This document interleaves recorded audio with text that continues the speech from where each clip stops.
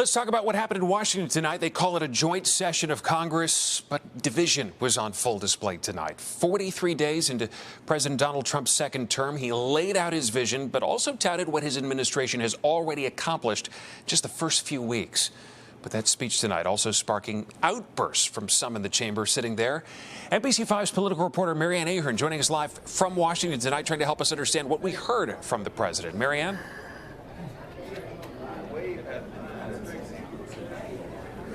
Good evening to you, Stephen. Yes, far different room tonight for President Trump than what he saw 5 years ago.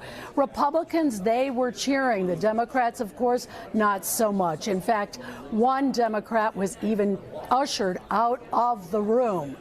You'll have to see all and witness this for yourselves. Republican Illinois Congresswoman Mary Miller, one of the first to greet President Trump as he arrived. We won the popular vote by big numbers and won counties in our country. However, within moments, President Trump interrupted as Democrats openly protested. Members are engaging in willful and continuing breach of decorum, and the chair is prepared to direct the sergeant-at-arms to restore order. Houston Congressman Al Green removed from the chamber. Mr. President, you continue. Back on track, Trump highlighted deportation raids. Illegal border crossings last month were by far the lowest ever recorded. Elon Musk, who has led the Department of Government Efficiency, in the room cheering on the Trump agenda. He didn't need this. Some Democrats held handheld protest signs with words like false, protect veterans, and Musk steals written on them. And these people sitting right here will not clap, will not stand, and certainly will not cheer for these astronomical achievements. They won't do it, no matter what. As new tariffs were enacted in China, Canada, and Mexico just today, the president acknowledged short-term pain. But as for grocery prices, he blamed his predecessor. Joe Biden especially let the price of eggs get out of control. The egg price is out of control.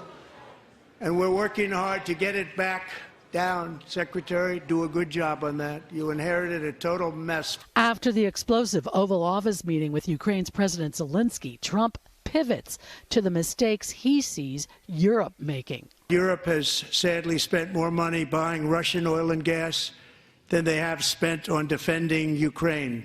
Some Democrats walked out of the speech early, and 3 Illinois Democrats boycotted the speech altogether. Congressman Kasten, Quigley, and Schakowsky chose not to attend. If anyone in Illinois thinks that the president's assault on our state won't hurt everybody, they're just not paying attention. However, tonight, Republicans repeatedly stood to applaud as Trump reiterated popular campaign themes. Our country will be woke no longer.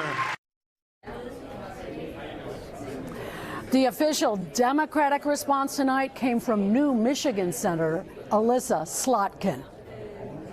We just went through another fraught election season. Americans made it clear that prices are too high and that the government needs to be more responsive to their needs. America wants change, but there's a responsible way to make change and a reckless way. And we can make that change without forgetting who we are as a country and as a democracy.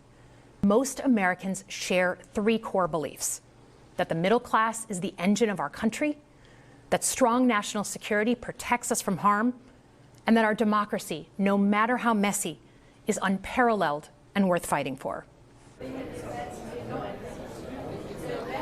Now for the hard part, a budget deadline is looming next Friday, and there are concerns there could be a government shutdown. Reporting live tonight from the U.S. Capitol, Marianne Ahern, NBC5 News. Stephen? We barely have time to digest this speech. We're going to look forward to tomorrow. Chicago Mayor Brandon Johnson also there in Washington tonight. He's been getting ready to testify tomorrow in Congress about Chicago's status as a sanctuary city. What have you learned about that hearing and what we can expect tomorrow?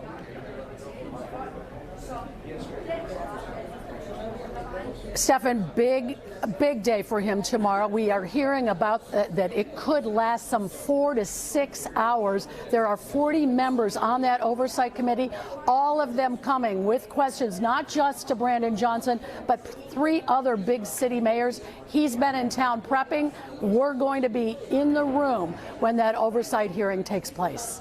There's going to be a lot of good questions there. Marianne Ahern in Washington, thank you so much. We'll see you tomorrow.